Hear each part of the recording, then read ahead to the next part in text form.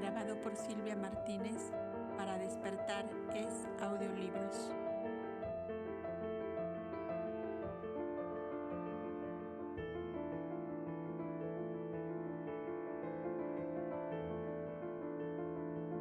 Funerales Cobdas. En una especie de camilla de tela color violeta, adornada de hojas de helechos y de lotos blancos, bajaban desde la enfermería o jardín de reposo los cuerpos sin vida de aquellos dos cobdas que habían partido la noche anterior al mundo del alma. Un himno triunfal como aquel que cantaran los cobdas el día de la consagración de los jóvenes postulantes resonaba por el inmenso edificio, mientras paso a paso descendían las escaleras aquellos centenares de cobdas, vestidos todos de túnicas blancas, como el ropaje y las flores que cubrían a los cadáveres. Esta vez, la ceremonia se realizaba en el patio de los Olivos, o sea, el que quedaba hacia el lado opuesto del patio de las Palmeras, donde se efectuaban las consagraciones del cobda. Como se ve, todo era simbólico y guardaba cierta oculta relación en la casa de Numo. Las palmeras, donde se consagraban al servicio de Dios, eran símbolo del triunfo del espíritu sobre la materia. Los olivos debajo de los cuales se despedía a los que partían eran símbolo de la paz serena y dulce en que habían entrado. Ninguna ley obligaba a Yoheván y Aldis a que asistieran a la fúnebre ceremonia, pero ellos pidieron a Boindra el permiso de concurrir y les fue concedido. Cuando llegaron bajo de los olivos centenarios, las dos camillas fueron colocadas sobre una mesa de piedra de enormes dimensiones destinada a este objeto. Cesaba el canto y los instrumentos musicales y se oía la voz del parajome que decía: almas hermanas de las nuestras, que habéis dejado el cautiverio para gozar de la libertad otorgada a los fieles servidores del Altísimo. No olvidéis a vuestros hermanos que por divina voluntad aún quedamos aprisionados, buscando el hacernos dignos de la sabiduría y del amor a que vosotros llegasteis. Que vuestro pensamiento flote en torno de este recinto y sea nuestro estímulo y fortaleza hasta llegar a la cumbre que vosotros subisteis. Que vuestros cuerpos sean conducidos al recinto de la quietud perdurable como instrumentos concedidos por la divina ley para realizar una jornada de vuestra evolución eterna. Paz y amor sobre todas las almas. El coro solemne, grandioso, triunfal continuó de nuevo mientras los cobdas en concentración deshojaban las flores radiantes de sus pensamientos como ofrenda de amor a los que habían partido. Terminando el himno, abrieron una rampa levantando una losa del piso en el centro del inmenso patio y valiéndose de fuertes cordeles bajaron lentamente las camillas hacia la hondura profunda de un subterráneo, todo emparedado de piedra blanca llena de inscripciones. En cada piedra estaba esculpido un nombre y 3 fechas, la del nacimiento, la de la desencarnación y la consagración de cada cobda. Allí quedaron los cadáveres sobre mesas de piedra durante 30 días, tiempo necesario para efectuar los trabajos de desinfección y esterilización de elementos corrosivos mediante extractos o esencias fabricadas por los cobdas para obtener la disecación sin destrucción de los tejidos. Bajados los cuerpos a la cripta, terminaba la ceremonia fúnebre en su carácter colectivo o público, pues el inhumar los restos en concavidades abiertas en aquel subterráneo inmenso los hacía privadamente algunos cobdas. Lo hacían privadamente algunos cobdas, al finalizar los 30 días fijados para la esterilización. Después, los cobdas se diseminaban en grupos por los jardines, pues había plena libertad de hablar como en un día de fiesta solemne, celebrando la libertad de 2 compañeros queridos. Nuestros 2 jóvenes que se habían atraído a la simpatía de los cobdas se vieron rodeados de ellos deseando compartir sus impresiones. Las manifestaciones radiantes y plásmicas que para ellos se habían obtenido públicamente en la mansión de la sombra, les atraía el cariño y la solicitud de todo. El saber que Yoheván era el hijo de Boindra, por el que tanto había llorado su padre antes de alcanzar la serena quietud de las almas grandes, fue otro motivo de simpatía. Todos hablaban con entusiasmo de los que se habían libertado y por fin un Cobda dijo: ¿quiénes reemplazarán a los que han partido en el estrado de los 200? Estos dos que recién llegan, dijo el Parajome, poniendo sus manos en los hombros de Yoheván y Aldis. Todavía no, Parajome, contestó Boindra. Falta tiempo aún antes de que calme la tempestad. La tempestad que nos rugió a todos aquí adentro, exclamó el Parajome, al par que adquiría su semblante una gravedad dulce y triste a la vez. Las vestiduras blancas que les cubrían aquella tarde daban un aspecto alegre de fiesta a los parques cubiertos de frutas y de flores. Mirad, dijo de pronto el Parajome, el prodigio de esos dos cobdas que hablan allí, sentados juntos en ese banco. Les recogió la casa de Numu hace 29 años, medio muertos junto a los jardines de la morada del Chalid de Zoán. Ambos salieron al campo a matarse porque codiciaban la mano de la misma princesa heredera. Los dos cayeron al mismo tiempo, heridos, creyendo cada uno que había muerto a su rival. Esa sí que era la tempestad que rugía en lo más hondo de sus corazones. Aún vivía el Parajome anterior y yo era el encargado para custodiar a los recién llegados. Cuando cada uno supo que su enemigo vivía pared de por medio, aquello fue algo así como la erupción de un volcán. Cuando el Chalid, enterado del escándalo que en torno de su hija se levantó por esta causa, condenó a muerte al que sobreviviera de los dos, o los dos si ambos vivían. Nuestro Parajome consiguió el perdón de esa pena a condición de que fueran amarrados con una cadena en el fondo de una caverna usada para los delincuentes de la peor especie. Allí, un carcelero les llevaría la comida y allí debían esperar el fin de sus días. Nuestro Parajome consiguió 20 lunas de plazo para restablecer a los dos heridos y el soberano se lo concedió. Ellos nada sabían de la condena a muerte ni de la cadena perpetua que les amenazaba. Empezamos todos a trabajar espiritualmente para triunfar de esas almas rebeldes y dominadas hasta lo sumo por las más violentas. Cuando llegaron las 20 lunas, ambos dijeron que querían consagrarse al servicio del Altísimo en la y se hizo la consagración, como sabéis. Después pedimos al soberano que nos hiciera una visita y en el patio de las palmeras desfilaron ante él todos los cobras. Grandeza, dijo nuestro Parajome, entre estos hijos de Numu están los dos hombres que habéis condenado a cadena perpetua. Llevadles si es vuestro gusto. Que se acerquen a mí, gritó el soberano. Todos los cobdas en montón se le acercaron. Los reos no son más que dos, volvió a decir el monarca, y aquí se me acercan centenares. Grandeza, dijo entonces nuestro Parajome, antes de entregar dos de nuestros hermanos que recién comienzan el trabajo de su regeneración, elegid dos de los que ya avanzaron por ese camino, que para ellos nada significarán las cadenas. El monarca se sintió conmovido y perdonó a los culpables. Allí los tenéis. Son ahora tan buenos amigos como enemigos, formidables eran antes.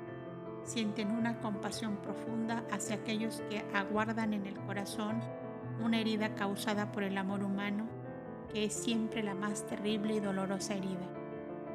Una vez por año recorren las cavernas de las montañas, donde a veces se encuentran prisioneros en lamentable estado de bestialidad. Se preocupan de conseguirles el indulto y de orientarles en vida para lo futuro.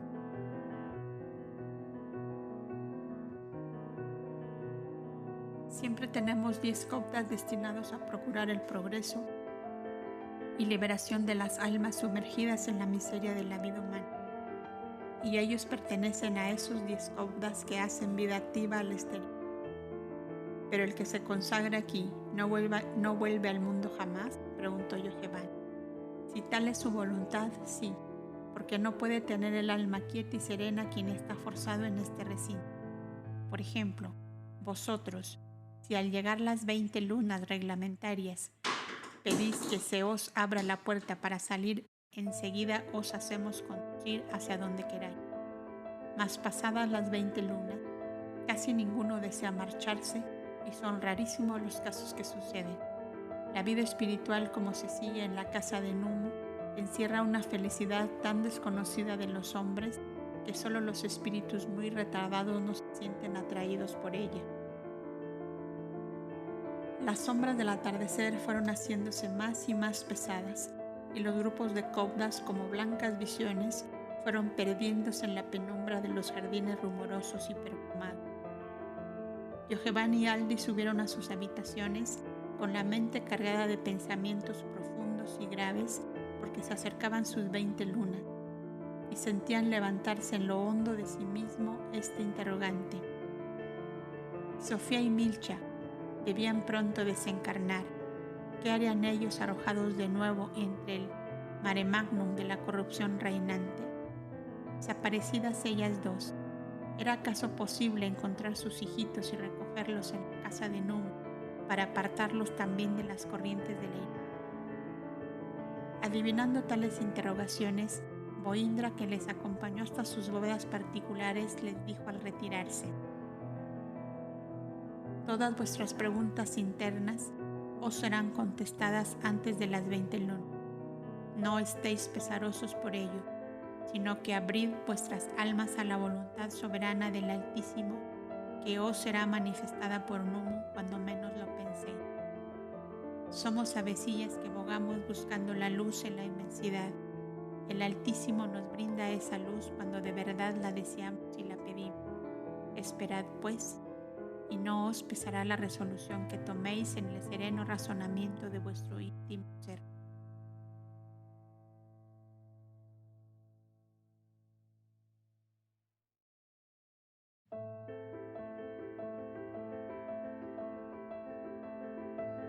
La confidencia en la caverna. Milcha había pasado un día de inmensa tarea y se sentía de verdad fatigada. Sofía, más extenuada cada día, solo podía ayudarle en el cuidado de los niños, que gracias al renito que servía de andador y a los inteligentes solicitudes de Madina, caminaban ya, aunque cayendo muchas veces. El invierno llegaba con sus escarchas y sus cielos helados, y la esclava preparaba, ayudada por los renos, todo cuanto podría necesitar durante el periodo de los fríos intensos. Había pisado el trigo para el pan. Los grandes velones de grasa de búfalo estaban ya colocados en sus pedestales de troncos. Había tapizado el pavimento de la caverna con aquellas hermosas pieles sacadas por Gaudes y secadas al sol. Su original bodega, bien provista de frutas y hortalizas, secadas cuidadosamente, proveería a su manutención durante el invierno. El fuego estaba en la pezuña de Madina y en la piedra aquella del hogar. Junto a la puerta de la caverna, un inmenso montón de ramas y troncos secos aseguraba que no faltaría el calor de la lumbre con las heladas noches del invierno. Los domésticos de Gaudes acudían a la caverna apenas el sol iniciaba su caída y formaban un gran círculo en torno del hogar, proporcionando con sus sedosos y blandos lomos cómodos asientos a Evana y a Damur, que divertían montados sobre ellos. Mientras Sofía y Milcha, a la luz del velón, ovillaban las fibras o hilos preparados por Gaudes para coser ropas de los tejidos de lana de oveja o pelo de camello que habían encontrado, o transformar en vestidos apropiados a ellas las túnicas y mantos del mago Atlán. Parece que Gaudes sabía que nosotros necesitaríamos de todas estas cosas, decía Milcha, encantada de los ropajes que confeccionaban con gran habilidad e ingenio.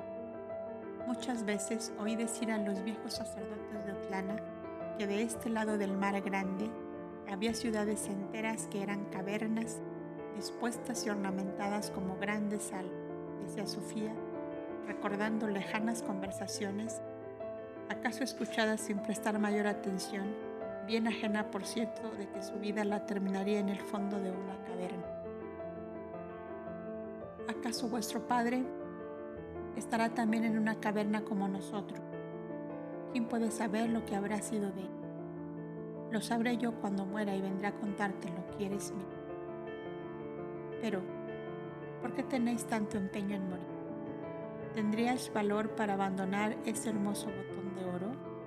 Dijo, señalando a la preciosa criatura rubia que se divertía en poner manojitos de musgo verde en la boca de Madina, mientras Adamu galopaba en un mismo sitio sobre el lomo de un reno joven. Mira, Milcha, así como tú y yo sabemos que está llegando el invierno y le vemos llegar, si no con gusto, por lo menos con tranquilidad, igual me pasa con la muerte a la cual veo acercarse lo mismo que el invierno.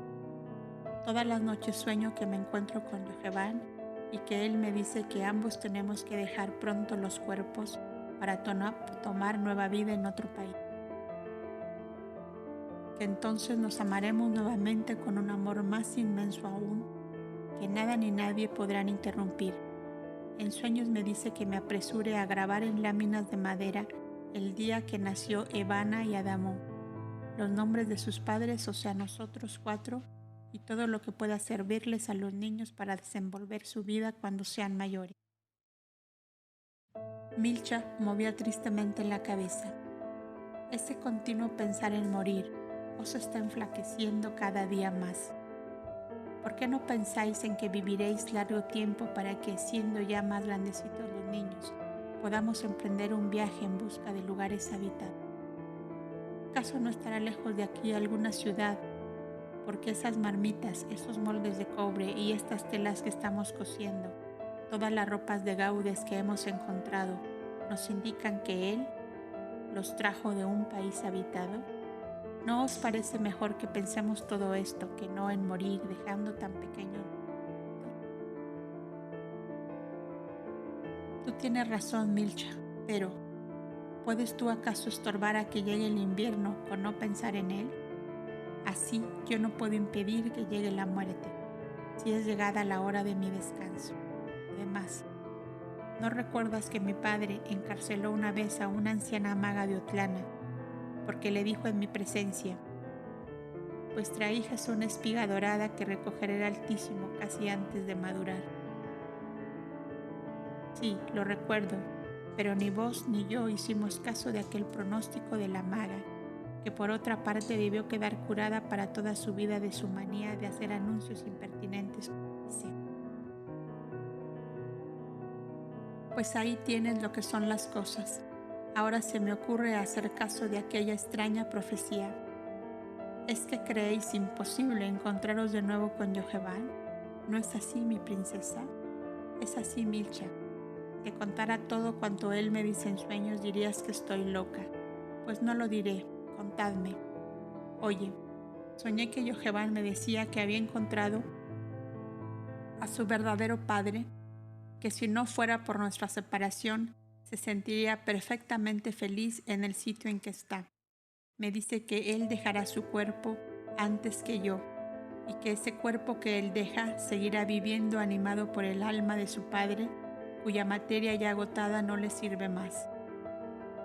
De modo que vuestro hermoso Yoheván tendrá un alma de viejo. Muy mal me parece todo eso. Tú no me comprendes, dijo Sofía, riendo del gesto que había hecho su favorita. Es que el espíritu del anciano entrará en el cuerpo joven dejado por Yoheván. Es que Yoheván no debe dejarlo para que otro lo aproveche a su antojo. ¿No pensáis vos así? No, querida mía, respondió Sofía. Es que hay leyes que así lo permiten y lo disponen. Yo conocía algo de esto por haber oído las conversaciones de mi padre con los augures y con los sacerdotes de nuestro país. No es que por un capricho cualquiera pueda realizar esta clase de transformación, sino por causas grandes y justas. Ten paciencia y sigo oyendo mis conversaciones en sueños con Yoheván. Dice que el chalí del país en que están, chalí quería decir en el lenguaje de los cobdas, gran rey, gran monarca, morirá pronto sin herederos. Que malos caudillos se preparan ya para apoderarse de sus dominios, desterrar a los hijos de Numo y usurparle su castillo para fortaleza real, porque quieren implantar cultos idólatras y perversos. En ese país que fue poblado y cultivado y educado en la ley de Antulio, el gran profeta de nuestra hermosa Atlántida. Me dice más todavía Yoheván, me dice que el Audumbla, sol deslumbrador, sol en el cenit de ese país, ha anunciado a aquel rey sin herederos todos estos grandes males para su pueblo, y le ha dicho que grabe en piedra su voluntad postrera, de que un Cobda nacido en otro continente, que toca la lira y hace canciones, que sabe el secreto de todas las plantas y de todas las enfermedades, ocupe su silla del juicio, porque es el que está destinado por el Altísimo para impedir que todos esos pueblos olviden la ley del gran profeta y se hundan en la ignominia. Y ese Cobda es el padre de Yoheván, mas como su cuerpo está ya envejecido, la ley eterna le permite tomar el cuerpo joven de su hijo para poder cumplir aquella gran misión. De modo que en la gran silla del juicio será el cuerpo de vuestro Yoheván quien estará sentado. Preguntó Milcha. Justamente. Eso quiere decir que nosotros podremos sentarnos otra vez en las gradas de un trono si vamos a ese país, ¿no es así? No seas vanidosa, Milcha, le dijo Sofía, dándole una palmadita en la mejilla. Tú y yo no podemos tener más trono en esta vida que estos troncos de encina en que estamos sentadas. Pero todo esto dicen vuestros sueños. ¿Puede ser acaso una realidad? Yo no te puedo obligar a que tú lo creas, pero yo dentro de mí misma estoy convencida de que sucederá. Mis entrevistas con Yoheván no son ilusorias, no. Verdaderamente, desde el día que me visitó Aldis y que puso el collar al niño y luego desapareció sin abrir la puerta, me siento como forzada a creer todo cuanto me parecía antes un cuento de hadas. ¿Por qué piensas que me ha invadido como una oleada inmensa de paz y de tranquilidad en estos últimos tiempos? Pues porque en sueños veo tantas maravillas y comprendo tantas y tantas cosas que considero como un simple accidente fugaz y pasajero en la vida todo cuanto nos ha ocurrido desde que salimos de nuestro país. Sé además que Yoheván piensa como yo, que espera con ansia el día de su libertad para unirnos más íntimamente en ese otro mundo donde nos reunimos durante la quietud física del sueño. ¿No sueñas tú que Aldis te habla? A veces sí, pero al despertarme solo puedo decir que soñé con él y que le veía entre un gran número de hombres vestidos como los sacerdotes de Otlana, pero no de color púrpura, sino del color del cielo cuando está nublado. También yo me siento inundada de calma y de serenidad. El anciano misterioso que quitó las pieles de los búfalos se me hace presente casi a diario en los sueños. Tendré que pensar también yo que esos sueños son realidades, porque de ser así... Vamos a ver, cuéntamelos y yo seré la sibila que los descifrará. Una noche soñé que me decía, como si me contara un cuento, te llamabas Telmos y eras mi hijo. Entrábamos con nuestra caravana de asnos por las puertas de la ciudad dorada, Man Etel, la que emana estrellas, y tropezando con una piedra caíste y de tu frente saltó un chorro de sangre. Eras un hermoso varoncito de 12 años, toda mi esperanza, y te levanté casi muerto. Detrás de nosotros entraba un profeta joven y hermoso, seguido de 4 discípulos, y al verte bañado en sangre en mis brazos, te tomó en los suyos, te vendó la herida con un jirón de su manto, y sentado sobre una piedra te cobijó en su regazo hasta que volviste a la vida. Pídeme lo que quieras, le dije al profeta, porque no tengo más hijo que este, y tú me lo has devuelto, pues lo creí perdido, y él me contó. Para mí nada te pido, sino para el niño mismo. Cuando él te pida seguirme, prométeme que no se lo impedirá. Entonces, por no separarme de ti, abrí al profeta y los suyos las puertas de mi tienda de mercader, y desde entonces hemos caminado juntos por los caminos del más grande profeta de la humanidad. ¿Qué os parece mi sueño? ¿Ese es uno y sueño tanto? Es posible que yo haya sido antes en otra vida un muchacho montado sobre un... Y Milcha reía pensando en la figura que haría en tal caso. Oye, Milcha, decía Sofía, yo no puedo decirte muchas cosas porque me siento incapaz de expresarlas. Pero desde que salí del palacio de mi padre, un horizonte nuevo se ha abierto para mí.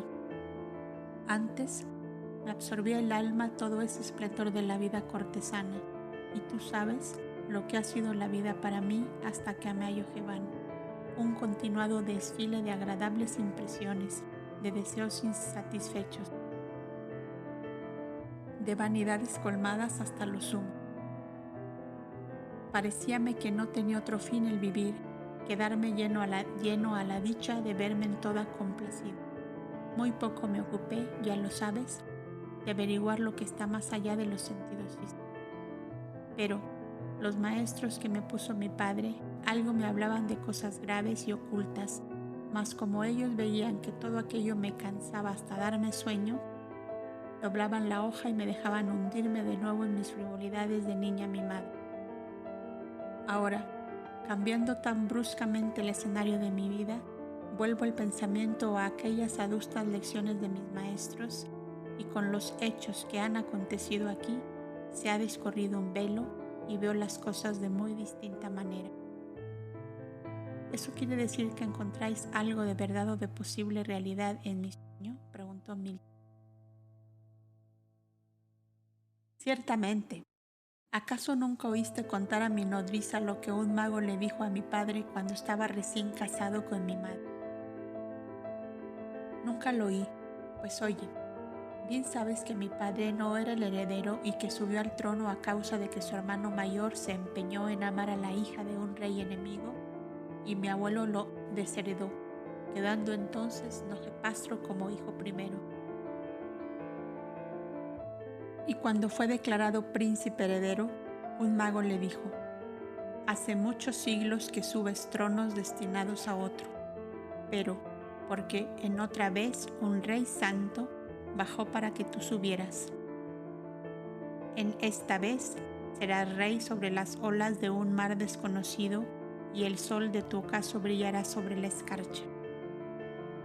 Dicen que mi padre pidió la interpretación de ese pronóstico, y le contestaron los libros sibilinos que en tiempos remontísimos hubo un rey ejemplar, adorado por su pueblo, el cual se llamaba Anfión.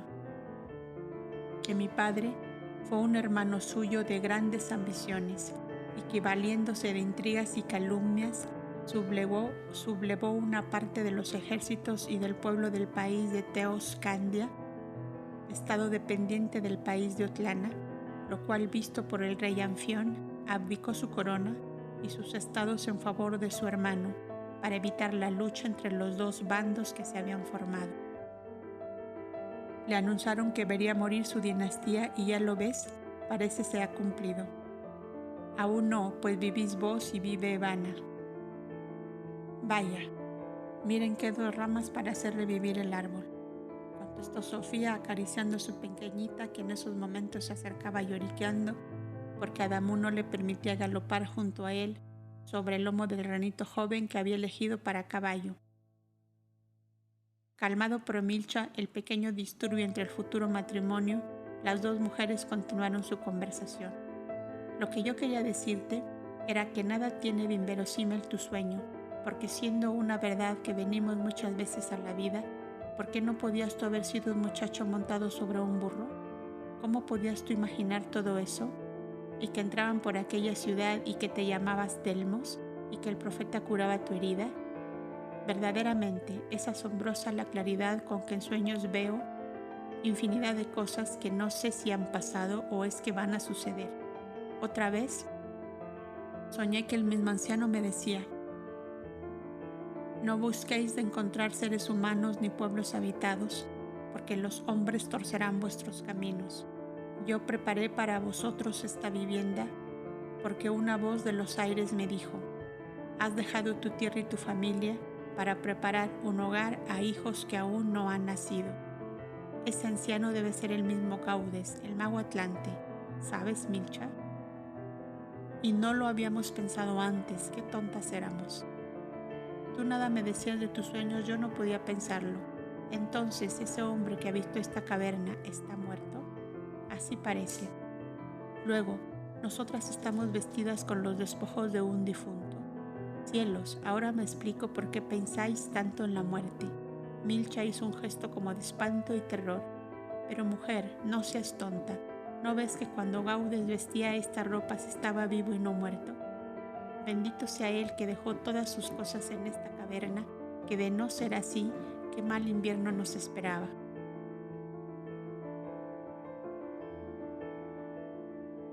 Los piratas.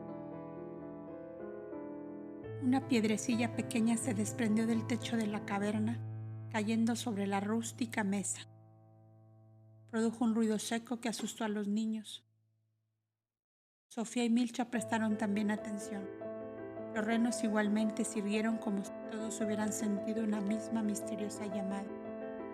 Madina se levantó la primera y pareció que escuchaba. ¿Qué hay, Madina?, le preguntó Milcha acariciando. La reno volvió apresuradamente al centro de la caverna y, escarbando con su pezuña, cubrió con ceniza el fuego del hogar. Con un trocito de madera apagó la llama del velón y dejó la caverna completamente oscura. «Ay, Madina, ¿por qué haces esto?», preguntó Sofía, buscando a tientas a Evana, que lloraba, mientras Adamu se prendía de las ropas de su madre. La inteligente reno se acercó en la oscuridad al grupo aterrado a lamer las manos de Milcha y las cabecitas de los niños. Después se alejó y pudieron ver que quedaba al descubierto el hueco de la puerta. La noche era oscura, pero a la opaca claridad de las estrellas pudieron ver que Madina y los renos salían. Como la caverna quedaba muy cerca de la orilla del mar, pudieron oír voces de hombres y ruido de remos. Serán Yoheván y Aldis que vienen a buscarme. Y cual resplandores fugaces cruzaron ráfagas de esperanza por la mente de las dos mujeres, pero no alcanzaron a expresarlas con palabras, cuando ya se tornaron en terror y espanto. No eran las voces de Yoheván y Aldis, sino palabras rudas y maldicientes, voces ásperas y destempladas que se acercaban por momentos. Entonces vieron a Madina entrar de nuevo a la caverna y cerrar la puerta, sobre la cual apoyó su propio cuerpo. Milcha se acercó más hacia ella y oyó que los renos arrastraban el montón de ramas secas que había al exterior, prontas para quemar, y comprendió que cubrían con ellas la entrada a la caverna. Sofía, para callar a los niños, los llevó a la alcoba y se recostó con ellos en el gran lecho de pieles. Milcha, al lado de Madina, junto a la puerta, contenía la respiración para oír lo que decían aquellas rudas voces que se acercaban más y más. Por este endiablado laberinto de peñascos, decía uno, fue donde le encontró Atamantidos hace 3 años. Parece mentira que un jabalí como ese se dejara vencer por el santón de Gaudes y no le arrancara el plano. A esta hora seríamos ya dueños del tesoro de Izarlik, después Troya. Pues yo te digo que esta vez o el viejo suelta el secreto y el plano, o quedan sus entrañas tendidas sobre las rocas. ¿Y qué dijo el que vino antes con esta misión? ¿Qué iba a decir si no volvió? Un compañero suyo dijo que encontró su cadáver lleno de cornadas, como si hubiese sido muerto por búfalos o toros salvajes. Para mí sería el endiablado brujo ese que le mató. Estamos llegando a su madriguera, según las señales que me han dado.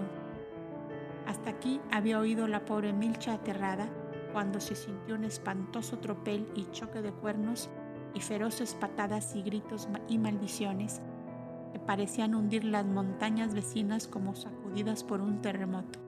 Se adivinaba una lucha tremenda, pero solo duró pocos minutos. Después se oyeron quejidos, estertores sordos que poco a poco se fueron desvaneciendo. Milcha se abrazaba a Madina y temblaba de frío y de miedo. Después de un tiempo de silencio profundo, sintió la respiración de los renos que arrastraba nuevamente las ramas secas de la entrada. Madina se retiró y empujando la puerta dejó libre la entrada. Los renos jadeantes entraron unos en pos de otros y fueron a echarse tranquilamente en sus lechos de paja. Madina cerró de nuevo la puerta y escarbando el hogar apagado dejó al descubierto las ascuas ardientes, arrojó nuevas ramas en él y una hermosa llamarada iluminó otra vez la caverna. Milcha encendió el velón y corrió a la alcoba donde Sofía arrullaba a los niños con un cantar a media voz para evitar que llorasen. Me parece que los renos mataron a esos hombres, le dijo llena de terror. Ay, Milcha, qué momentos terribles hemos pasado. Mientras se oía ese espantoso tropel, vio una luz hermosísima en la dirección del techo de donde cayó la piedrecilla aquella que nos ató. Entonces tuve la seguridad de que no nos pasaría nada porque alguien velaba. Aquella piedrecilla fue un aviso de las almas errantes que nos protegen, decía Mil, recogiendo sus telas y labores y guardándolas en una cesta. Y esa luz sería Gaudes, ¿verdad? Pero ahora tenemos que pensar en que no hemos comido. Y así diciendo, la diligente y activa Milcha empezó a preparar la cena que se había retardado esa noche, con la tragedia entre los renos y los asaltantes. Después de la frugal comida y de haber dormido a los niños, las dos mujeres fueron a mirar de cerca a los renos. Tenían los cuernos y las puntas ensangrentadas. Por esta vez nuestros renos se han visto obligados a ser asesinos de hombres, decía Milcha la princesita aterrada viendo la sangre. Es que, si no lo hacen así, tiemblo de pensar en lo que esos brutos salvajes habrían hecho de nosotros y de nuestros niños, exclamaba Sofía. ¿Qué sería eso de un plano y de un tesoro que querrían arrancarle a Gaudes?, preguntaba Milcha. Después de haber explicado a Sofía la conversación que oyó a los aventureros mientras buscaban la entrada a la caverna. Es que hay una antigua leyenda de que en Isarlik se halla oculto en las galerías subterráneas de minas abandonadas un inmenso tesoro de una dinastía antiquísima de sardos que fue destronada y lo ocultaron a la espera de recuperar sus derechos al dominio de esas comarcas. Mi padre quiso mandar una expedición al mando del abuelo materno de Yoheván y entonces fue cuando yo lo conocí. Mientras mi padre y sus marinos proyectaban eso y examinaban cartas geográficas, Yoheván y yo nos hacíamos muy amigos. Y, ¿quieres saber una travesura mía? Pues yo dije al sacerdote mayor que me había soñado al amanecer que la expedición perecía en una tempestad y se hundía en sus barcos antes de encontrar el famoso tesoro. La tradición y los libros sagrados de mi país dicen que el sueño de una virgen al amanecer debe interpretarse como un aviso del cielo y aconsejaron a mi padre que desistiera de su proyecto. Y lo cierto era que Yoheván y yo nos amábamos y como él formaría parte de la expedición, yo temía por su vida que valía para mí mucho más que cualquier.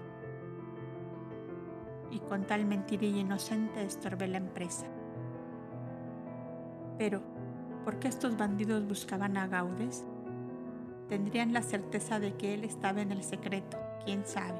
¿O acaso habrán supuesto que guardaba en esta caverna el plano de esos subterráneos, sin el cual les era imposible encontrar la entrada a las galerías?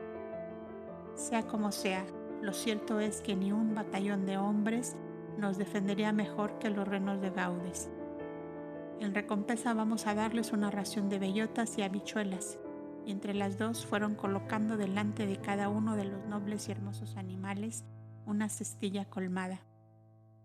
Para Madina unas almendras peladas, decía Sofía, poniéndolas en la palma de su mano, de donde Madina con gran delicadeza las recogía. Ahora a dormir, Milcha, que seguramente en el castillo encantado del sueño estarán nuestros amados ausentes esperándonos. ¿Y qué encontraremos mañana a la puerta de la caverna? Tiemblo de pensar. Ay, cierto, ya no me acordaba que estábamos cercadas por las cosas terribles de la vida. Bueno, de todos modos, soñamos con la belleza de ese otro mundo de amor y de luz, mientras el Altísimo nos concede la dicha del sueño, sin remordimientos y sin temores, y mañana ya veremos. Y las dos jóvenes eremitas, abandonadas de los hombres, se arrojaron tranquilas a los mares de lo intangible, a buscar en el infinito seno de Dios la esperanza y el amor que nadie les ofrecía en la tierra. Sofía y Milcha, Adamu y Evana, palomas mensajeras lanzadas a la vida terrestre desde la inconmensurable eternidad para preparar el nido al divino ruiseñor del amor eterno. Bien hacéis en descansar sosegadas y tranquilas, abandonadas en serena quietud a los arrobamientos del sueño, cuando las pasiones no ofrecen a la mente sus penosas y turbias imágenes. ¿Acaso no es el amor eterno quien vela con amante solicitud en torno vuestro? El velero. Cuando Milcha se despertó, Madina y los renos mayores ya no estaban en la caverna, cuya puerta parecía abierta. Grandemente alarmada salió al exterior y llena de horror, vio que los renos arrastraban hacia la orilla del mar los cuerpos de 4 hombres muertos al parecer, con las ropas desgarradas y manchadas de sangre. Estando al lado de Madina, ella se sentía fuerte, y así fue que, abrazándose a su cuello, fue caminando impulsada por su curiosidad hasta llegar al sitio donde los renos, mordiendo de las ropas, iban arrastrando lentamente los cadáveres al mar. El uno tenía las vísceras sacadas al exterior, otros horriblemente partida la garganta, y sobre el vientre espantosas desgarraduras sanguinolentas y amoratadas. «Dios mío», exclamó aterrada Milcha, «qué muerte tan espantosa». Y ocultó su rostro en el cuello de Madina, como si ésta comprendiera todo el espanto encerrado en la actitud de Milcha. La mordió de las ropas y empezó a arrastrarla suavemente hacia la caverna. «Que el Altísimo se apiade de vuestras almas», murmuró siguiendo a Madina. Pero al llegar hasta el sitio en que tuvo lugar la lucha de hombres y renos, vio varios puñales que tenían incrustaciones de plata en el mango. Encontró 2 hachas dobles, especie de arma sagrada y simbólica de los cretenses, y 4 cascos o yelmos de cobre y de cuero, cuyo principal adorno era el gran diente encorvado del jabalí. «Son cretenses», dijo Milcha, mirando con espantados ojos aquellas armas destinadas a matar hombres. «Ah, los piratas de la Cretácea, famosos en todo el mundo por sus fechorías en mar y tierra». De pronto se volvió hacia el mar y vio que los renos habían cumplido su tarea de entregar los cadáveres a las olas, blandamente agitadas por el fresco viento del amanecer. Entonces, ya pasado el terror que la acometiera a la vista de los cuerpos destrozados, fijó su atención en el pequeño velero que estaba anclado a la orilla. «Madina, Madina, ese velero bogando ahí nos delata, y eso no puede ser. ¿Qué hacemos, Madina? La barca que nos arrojó a tu costa y a tu casa, yo la eché a flotar mar adentro, y con este habrá que hacer igual, si no pronto tendremos aquí nuevos visitantes». Y buscando entre la escarpada costa en un sitio apropiado, bajó hasta la orilla del mar y, quitándose sus sandalias de piel de búfalo, entró valientemente al agua que le subía hasta la rodilla. Madina y los renos entraron con ella y todos juntos tiraron de la amarra en un violento empuje, y el velero se acercó más y más a la costa. Milcha no pudo resistir a su curiosidad y de un salto se sentó encima de Madina para mirar al interior del velero. Había varios arcos con el carcaj llenos de flechas y gran cantidad de hachas dobles y puñales de distintas formas y tamaños.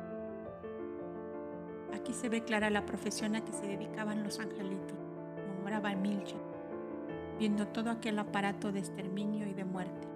Algo se movió en el fondo del barco y entonces pudo ver el airoso copete de plumas de una grulla real que la miraba con azorados ojos de espanto. «Ah, viajaban con su divinidad para que les diera éxito en la expedición», exclamó. «Pero tú, Pobrecilla, no podías ayudar a que esos piratas cretenses descuartizaran a 2 pobres mujeres y 2 niños. Si me ayudas, Madina, de un salto estoy dentro y salvo a la grulla, que es inocente de los crímenes de sus devotos, y no es justo que muera abandonada. Y como lo dijo, lo hizo. La grulla estaba guardada en una especie de jaula hecha de varitas de cobre con ornamentación de flores de plata. Milch observó que había en el velero varias cajas de cuero, especie de arcas antiguas, cubierto todo por un fuerte tejido de fibra vegetal de vistosos colores que le llamó grandemente la atención. Qué lástima que todo esto se pierda. Estaría tan bien para confortar nuestra desnuda caverna y que mi pobre princesita sufra menos el frío y el desamparo. Miró hacia todos lados y no vio más que la azulada superficie del mar que empezaba a reflejar el sonrosado color del amanecer. El sol aún no aparecía, oculto detrás de la cadena de montañas que interceptaban el horizonte hacia la pradera lejana. Gaudes, mago Atlante, que tanto nos has protegido, ayúdame otra vez, te lo ruego, para que pueda ofrecer a Sofía y a los niños algo más de bienestar y comodidad.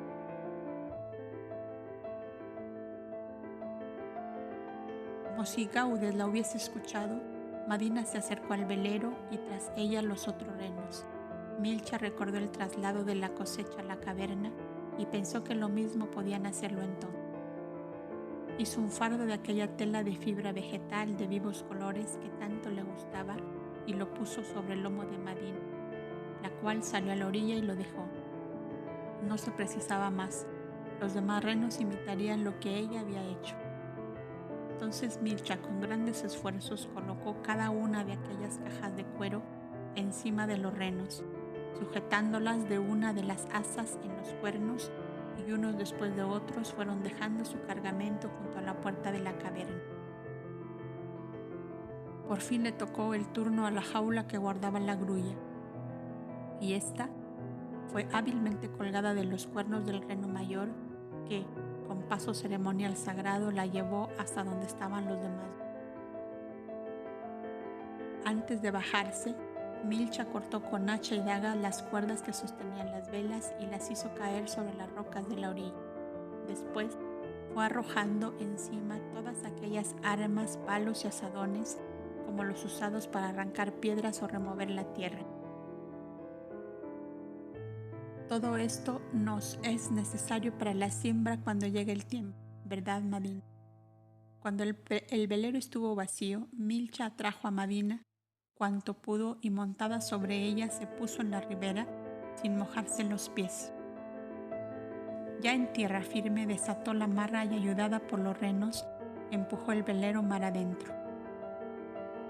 «Qué buen viento te lleve lejos», le dijo, «para que tu presencia no descubra nuestro refugio». Las ráfagas de aire frío de la cordillera del Tauro impulsaron el barco desmantelado hacia el sur. Milcha se quedó mirándolo mientras murmuraba en voz baja: «¿En qué orilla te detendrá?». Si aquel barco, ya desnudo de su velamen y cargamento, hubiera sido capaz del lenguaje, le habría contestado: «De aquí a 6 días, si me es favorable la corriente, estaré en las bocas del Nilo, acaso cerca de los muros de la casa de Numu que guarda al que amo». Pero el velero era sordo y mudo, y en silencio se perdió a lo lejos entre las brumas rosadas del amanecer. Difícil es describir la sorpresa de Sofía al despertarse y ver delante de sí la dorada urna de la grulla y el fardo de estera de vistosos colores y la mesa llena de hachas dobles y hermosas dagas y arcos y flechas y una pila de cajas de cuero y toda aquella barabunda de cosas que nunca había visto en la caverna. Y para colmo, llegó Milcha en ese instante con un hermoso jarro de plata lleno de la leche hermosa. Milcha, que no cabía en sí de felicidad, se acercó con todo el aire de una doncella de honor que sirve a su soberana y ofreciendo a Sofía el jarro de leche. «Grandeza», le dijo inclinándose, «otra vez estáis en vuestro palacio», y reía con desusada alegría. De verdad, Milcha, te digo que estamos aquí viviendo de magia. ¿Qué significa todo esto? Pues nada, que los angelitos aquellos venían a matar a Gaudes, en número de 4, y los renos los han despedazado y despachado al otro mundo. Y como han muerto sin herederos, nosotras ocupamos ese lugar. Después de todo, es justo. ¿Somos tan pobres? Sí, tienes razón. ¿Cómo has hecho para traer todo eso aquí? ¿Olvidáis, grandeza, los fieles domésticos que tenéis a vuestro servicio? Y señaló los renos que aún no se habían alejado. Eres incomparable, Milcha. ¿Por qué no me llamaste para ayudarte? Es que si venías vos, desaparecería toda mi importancia de mayordoma mayor de esta cuadrilla de criados. Os presento la grulla real, símbolo de vuestro poder humano y divino. Sois reina y sacerdotisa. Sí, en buena hora, contestó Sofía. ¿Y la embarcación? Ya boga viento en popa hacia el sur. Cuanto más lejos, mejor, porque así nadie descubrirá nuestro escondite. ¿Y esas cajas se puede saber qué contienen? Eso será sin duda la gran sorpresa para vos y para mí, porque aún no han sido abiertas. Pero con ayuda de esta daga pronto cortaré las correas. Y así lo hizo. Una caja contenía hermosos tapices de lana de extraños dibujos, conforme a los que se usaban para cubrir las paredes de suntuosas habitaciones, y todos representando divinidades y símbolos sagrados. Otra caja contenía vestiduras de púrpura, con estampados de oro y pieles de gran valor. «Vestiduras sacerdotales», exclamaron a la vez las dos mujeres. Otra caja guardaba mantos blancos de lino finísimo y otra grandes rollos de papiro encerrados en tubos de cobre y plata, los vasos de alabastro y de oro de las libaciones sacerdotales, los pebeteros de quemar perfumes, las fuentes de plata de las ofrendas y unas cuantas cartas geográficas encerradas también en tubos de metal. No hay duda, decía Sofía, examinando uno por uno todos aquellos objetos. Esto es el fruto de un asalto a algún santuario o templo de quién sabe qué ciudad cercana de aquí. Lo dirá en esos papiros, observó Milcha. Así será, pero para nosotros es como si no lo dijera, porque yo no entiendo ninguna de esas figuras. Y como cada rollo solo contiene unas pocas líneas y el resto está en blanco, escribiré yo en mi lengua todas nuestras vicisitudes, según me lo pide Yoheván en sueño. ¿Y no escribiréis también los mensajes de Gaudes? Claro que sí. Y todo cuanto te ocurrió en la visita misteriosa de Aldis. ¿Y qué haremos con estos dones de Dios?, preguntó Sofía. Pues aprovecharlos del mejor modo posible. El Altísimo ha pensado en que llegaba el invierno y que tendríamos frío, mucho frío. ¿Acaso no estaremos bien con estos mantos de púrpura acolchados de lana blanca? ¿Y estos tapices no entibiarán las heladas piedras de la caverna en que vivimos? Pero esas hachas y esas dagas, Milcha, me hacen daño. ¿Cuántos seres habrán perdido la vida al golpe de esos instrumentos de muerte? En eso estoy de acuerdo, las ocultaré todas en el hueco más profundo de la caverna, por si alguna vez necesitamos defendernos. O después, la caverna parecía transformada como en una tienda de campaña de algún caudillo o jefe en viaje de expedición o cacería, pues se veían colgados los arcos y las flechas en los cajes. Mi Adamu aprenderá a disparar las flechas para defenderse de las fieras cuando sea hombrecito, decía Milcha, acariciando a su niño que acababa de despertar. ¿Y esta hermosa grulla será nuestra cautiva? Si queréis, la soltamos. Milcha probó de abrir la puertecilla de la caja. El ave, adorada por algunos pueblos como una divinidad, no se sintió rebajada de su realeza divina en la pobre caverna de Gaudes, y con paso lento se acercó a comer pedazos de fruta, migas de pan y granos que había junto al sitio de los renos. Las grullas en nuestro país sirven de centinela, observó Milcha, y avisan cuando alguien se acerca. Entonces que la divina avecilla se sume al número de nuestros domésticos. ¿Acaso no estará conforme en descender de diosa al puesto de centinela en nuestro palacio? Peor estaría con los piratas si la recogieron, sería por lo que vale la jaula que la guardaba. Dejemos la cabaña transformada en tienda de campaña e inundada con la irradiación suavísima del amor de los encarnados, y de las invisibles y de los invisibles, con el perfume de paz y de dulzura de la resignación serena y grande de aquellas dos mujeres abandonadas a la providencia de Dios.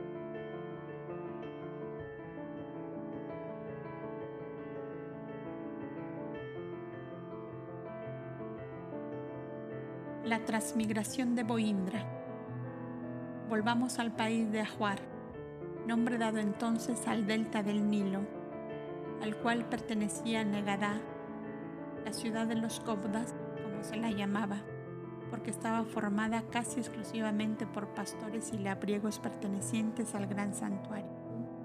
El Chalid, Ajermesú, se sentía morir y con él la dinastía noble y buena de los reyes pastores, como era llamada, teniendo en cuenta su esmerada dedicación al pastoreo de sus ganados, para los cuales cultivaban grandes extensiones de campo, y también por su forma de gobierno, simple, sencillísima en todas sus manifestaciones, algo así como una autoridad paterna sobre una numerosa prole que hasta la cuarta o quinta generación se consideraba obligada a una obediencia sumisa pero sin violencia.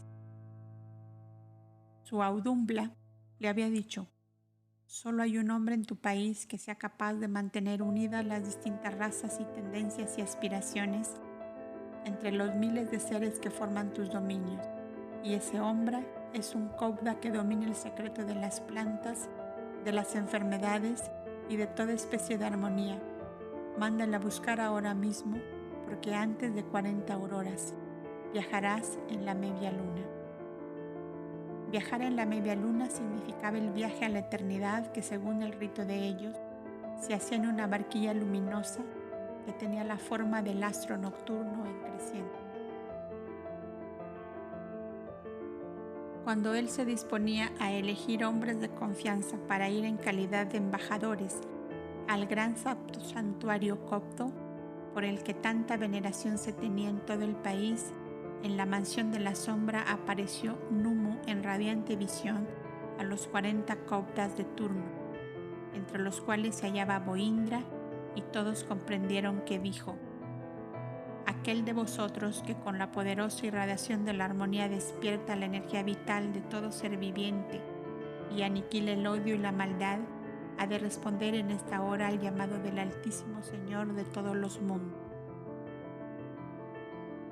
Boindra, murmuraron los 39 coptas a media voz, poniéndose de pie en actitud de respetuosa atención hacia el Verbo de Dios, que les hablaba con esa voz sin ruido, plena de luz y de dulzura, conocida de todos aquellos que han llegado a penetrar en el secreto santuario de las manifestaciones divinas. Mudo por la emoción extática que se apodera de las almas en tan sublimes momentos, Boindra se inclinó profundamente, como si le faltara el valor para mirar con sus ojos de carne la deslumbrante personalidad intangible y etérea que flotaba como resplandor de millares de soles en la penumbra violeta de aquel sagrado recinto. No vaciles ni temas, Boindra, continuó la voz de melodía celeste, porque ha llegado la hora de que te entregues de nuevo al cautiverio de otra vida terrestre. La ley eterna te ha preparado tu nueva vestidura carnal, y que este grande holocausto tuyo sea semilla fecunda para la humanidad que viene. La luminosa visión se esfumó en la penumbra violeta del santuario, que parecía como saturado de un suave vapor de lágrimas silenciosas y dulces, lágrimas que rodaban por las mejillas de los cobdas extáticos, ante la suprema bondad divina que enviaba la voz de su verbo como un resplandor de su eterno amor hacia los hombres. Todos comprendieron que era llegado el momento de la inmolación de Boindra, el músico y poeta, que iba a efectuarse la transmigración anunciada. Un momento después se levantó, fuerte, sereno, y acercándose a cada uno de sus compañeros, les presentó su frente, que ellos besaron con profunda emoción, y con paso lento y reposado salió del recinto. El más anciano de los que quedaban dio los toques de atención para todo el santuario, y se vio que de todos los compartimentos del edificio salían coptas dirigiéndose a la mansión de la sombra. El Parajome dijo, antes de que entraran al recinto: que la fuerza poderosa de nuestro pensamiento de amor sea instrumento de la ley eterna para que ella se cumpla en nuestro hermano elegido para el holocausto. Y todos de pie en sus sitios respectivos ofrecieron a Boindra la fuerza formidable que se le pedía. Mientras esto ocurría en el recinto sagrado, Yoheván se había despedido de Aldis en la terraza de sus habitaciones porque un inmenso cansancio paralizaba sus movimientos y un sopor fatigoso le obligaba a buscar apoyo para su cabeza. «Paréceme que he corrido tanto en mi sueño de esta noche», le decía a su amigo, «que necesito de un largo reposo». «Tus manos arden», le dijo Aldis cuando estrechó las manos de Yoheván, que se despedía con 1000 disculpas por dejarle solo sin terminar la velada. «Estás calenturiento», continuó. «Mientras te entras a tu lecho, yo avisaré a Zain porque Boindra nos dijo que estaría de turno a esta hora». «Hasta luego», articuló débilmente Yoheván, que se sentía como desvanecer, y se recostó entre las pieles de su banco de piedra. Aldis subió a las habitaciones de los coptas mayores y no encontró a Zain. Cuando se disponía a bajar nuevamente, oyó los toques de llamada y entonces descubrió al que buscaba y le dijo: «Yoheván está enfermo». El parajome, que llegaba en ese instante, comprendió lo que ocurría y le aconsejó permanecer tranquilo y silencioso en su habitación, sin molestar a su amigo hasta que se le avisara. «No temáis», le dijo. «Esta crisis tenía que venir, pero pasada ella, todos bendeciremos a Dios. Id tranquilo, hijo mío». Y mientras los coptas entraban al recinto, Aldis volvió a su habitación. Desde la puerta miró a Yoheván, que dormía profundamente. Boindra, por su parte, se había sentado sobre un banco con su lira, cerca de la fuente en aquel jardín de invierno, donde tanto y tanto había sentido la belleza y el amor. «Canta, lira mía», cántale a Boindra, nuevamente encadenado a la vida terrestre por otro medio siglo.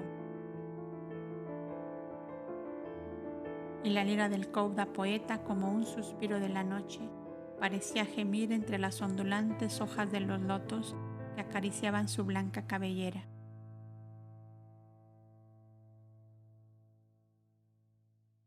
Vida humana que esclaviza, vida humana, ¿eres sol de la mañana o polvorientas cenizas que arrastra el soplo del viento? ¿Eres dolor de un momento o lenta y larga agonía? Vida mía que te esfuma, como la estela de espuma que deja el barco en la sol. Bendita tú si has sembrado las flores de la ternura y amargura has cosechado. Vida mía, que de nuevo comienzas como un renuevo, brotando en la misma rama. Viva llama de inmenso amor, yo quisiera que tú fueras, vida mía. Vida mía, que de nuevo abres al sol tu corola sobre la agitada ola que te envuelve en sus... Vida mía que te esfuma, como el beso que deja a su bien amada, prendido entre las guedejas de tu frente, el amante que se aleja. Vida mía, la que acaba y la que empieza, fortaleza que cautivas y encadenas, la alondra que canta y llora. Alma mía, ya es la hora de empezar tu nuevo día.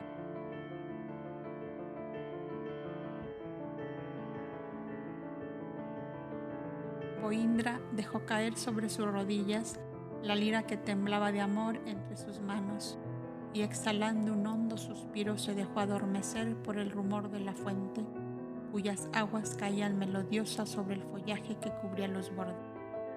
Su espíritu, habituado a desprenderse de la materia para sumergirse en la luz radiante de lo infinito, se abandonó tranquilo en el seno de la divinidad, y el eterno amor le llevó como una chispa de su propia luz hacia el cuerpo de su hijo, sumido ya en profundo letargo. Los vigías invisibles de las vidas humanas que empiezan y de las vidas humanas que acaban sumieron a Boindra en la bruma de una suave inconsciencia, de la cual no se despertó sino 3 días después. El espíritu de Yoheván cortó la cadena fluídica que le unía a esa materia joven y vigorosa, ya poseída por el alma del que fue su padre, y levantándose feliz de verse libre como un ave que sacude sus alas para emprender el vuelo, se dijo a sí mismo: arrancado violentamente a este último amor humano, has bebido algo, iris ingrata, vanidosa e infiel, de la amarga copa que por ti bebió Antulio el justo, el santo, el divino profeta, el que te dijo un día: te perdono, aún antes de que tú hubieras clamado: perdón, perdón. Mirando con piedad el cuerpo que dejaba, tendió su vuelo hacia el país de Té, donde le esperaba su alma gemela, la tierna y dulce Sofía, que le amaba más que a todas las cosas de la tierra.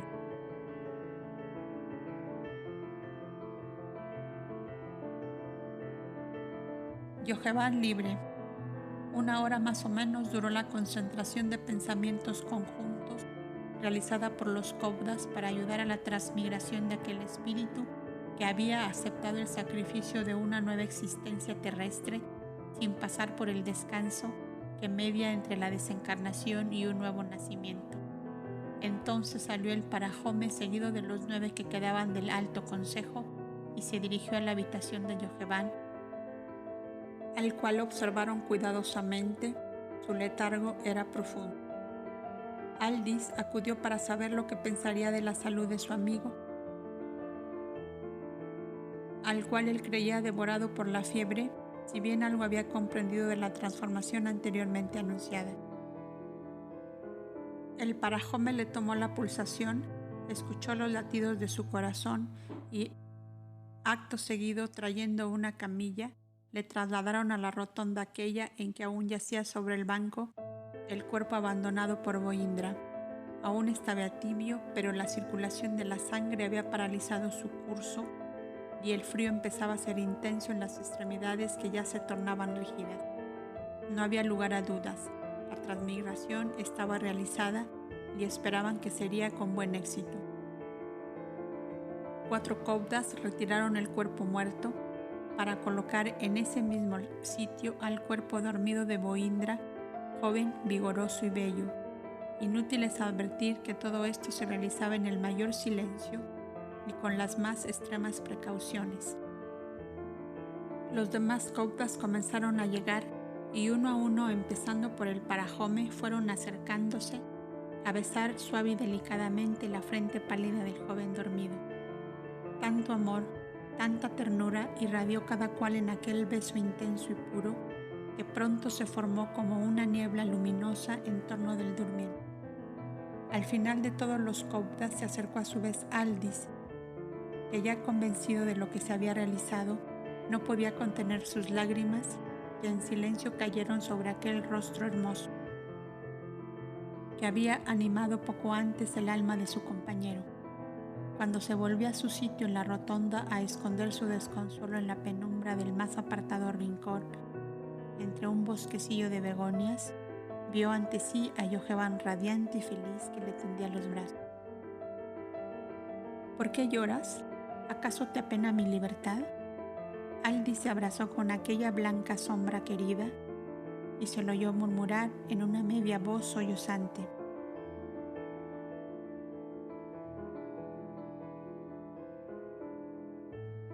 me has dejado tan solo. ¿Y no estoy aquí nuevamente? He visto a Sofía, Milcha y nuestros hijos, pero no pude hacerme presente a ellas porque sentí que aquí me llamaban y acudí pensando que era necesaria mi presencia para ayudar a Boindra a posesionarse de la casa que le he brindado. Pero, entonces, ¿es esto una verdad? Ya lo ves. Ámale mucho, Aldis, por ti y por mí. Solo desde aquí se puede apreciar el valor que necesita un espíritu como él para aceptar la continuación de la vida terrestre por otro tanto tiempo como el que ya vivió. Ahora me necesitan allí, dijo indicando el lugar en que dormía Boindra. Luego volveré. Y la sombra blanca y flotante se deslizó hacia el banco en que yacía el durmiente, rodeado por los Cobdas que parecían espiar todos sus movimientos. Le aplicaban compresas de agua de la fuente sobre la cabeza y un cobda tenía constantemente puestas sus manos, la una en la parte superior de la cabeza y la otra en el epigastrio o plexo solar. La blanca sombra flotante de Yoheván empezó a densificarse más y más, a hacerse visible y palpable para todos, a medida que la niebla luminosa se extendía diáfana y radiante por todo aquel recinto saturado de tan inmensas vibraciones de amor. Se acercó al dormido, se arrodilló delante de él y le acarició tiernamente. Una sonrisa casi imperceptible se dibujó en el rostro dormido y la diestra intentó levantarse como para acariciar aquella cabeza inclinada ante él. Los cobdas observaban atentamente y se miraron con satisfacción.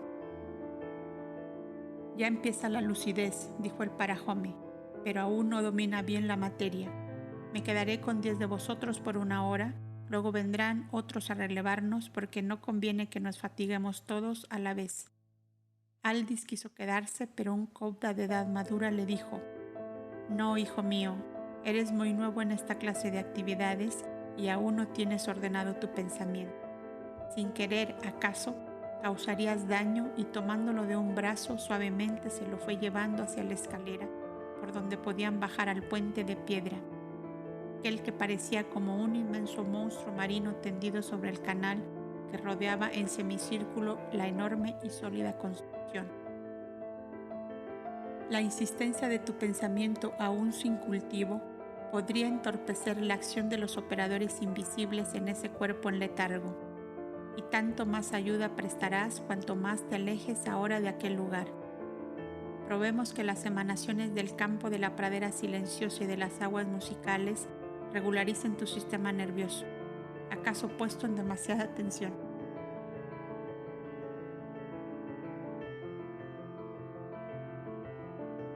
Así es, verdaderamente, respondió Aldis, que comenzó a sentir la dulce influencia de piedad y de ternura emanada por el bondadoso cobda que le acompañaba. Pero creedme que estoy asombrado aquí de muchas cosas, pero sobre todo de una, y es del amor que os demostráis los unos a los otros y del amor que prodigáis a todo el que llega. Justamente, esa es la base fundamental de nuestra institución, respondió el cobda, cuyo nombre era Tubal, y no creáis que es cosa fácil el mantener siempre viva esa llama azul rosada que tan suavemente nos ilumina, porque no debéis olvidar que somos humanos y que es necesario un vencimiento continuo y un completo olvido de sí mismo para no romper la cadena de amor que es base y fundamento de todo el edificio espiritual que se ha levantado a través de los siglos. Pero, ¿es que de verdad sentís ese amor que os demostráis? Y perdonad mi indiscreción en hacer estas preguntas nacidas del asombro que me causa vuestro modo de vivir. Estas mismas preguntas hice yo hace 28 años cuando llegué a esta casa y como vos me sentí envuelto en esta suave onda de amor. El amor aparente o ficticio nunca jamás se hace sentir de los demás y es incapaz de crear todo cuanto aquí habéis encontrado y habéis visto. Aquí no podemos engañarnos con afectos que no son verdaderos. Si aquí nos exigiéramos tanto en ese sentido, no nos contaríamos por centenares sino por millares. El amor verdadero y real de los unos para los otros pone a tono nuestra atmósfera terrestre con el ambiente sutil y suavísimo de los elevados planos espirituales donde viven de continuo los espíritus de gran evolución que cooperan con humo al avance de la humanidad. Y es debido a eso que facilitamos las manifestaciones extraterrestres que habéis visto. Es por eso que de los centenares que llegan cada año, muy pocos llegan a las 20 lunas de prueba, y aún de estos algunos salen después y siempre porque dejaron morir dentro de sí el pájaro azul del amor que necesita agua clara para vivir. Entonces, entre vosotros no hay odios, ni antipatías naturales, ni altercados que distancian ordinariamente a los seres, ni opiniones diversas, ni distintos modos de ver, en fin, como es lógico y natural que ocurre entre seres que razonan y piensan, observó Aldis. que de verdad quería comprender la extraordinaria vida de aquellos hombres. El que no es capaz de dominar todas esas pequeñeces que habéis mencionado no puede permanecer en esta casa. Aquí nos cuidamos poco de las fórmulas mecánicas y sistemáticas, pero mucho de lo interior y sobre todo y por encima de todo, cultivamos el olvido de nosotros mismos, en forma que cada uno piense en lo que agrada a los demás antes que en su propio contento y agrado. Y si una necesidad imperiosa le obliga a contrariar al otro, el amor le ayuda a realizarlo en tal forma que no causa dolor ni pena alguna, porque ha llenado de amor todo aquel lugar que hubiera ocupado el desagrado y el descontento. La casa de Numo ha conseguido tener dentro de sus muros un bosquejo de lo que será la humanidad en el futuro, una eflorescencia del amor y de la paz, y a esto debe tender todo el esfuerzo de los cobdas de toga azulada. Y cuando alguno entre vosotros, en un mal momento, que como hombre puede tener, ofende o disgusta a otros, ese hecho no produce el natural distanciamiento entre ellos.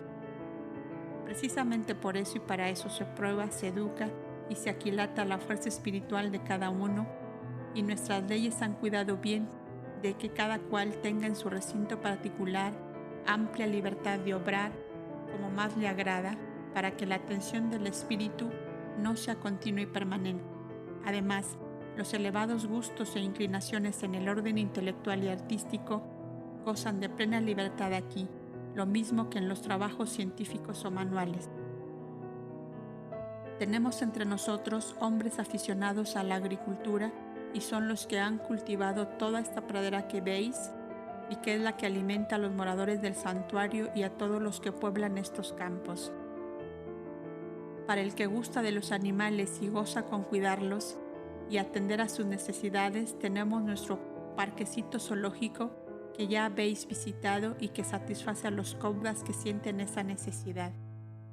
Hay talleres para trabajos manuales y ya sabéis que las pinturas y las esculturas y las obras de metalurgia las llevan a cabo los cobdas que tienen gusto por ellas.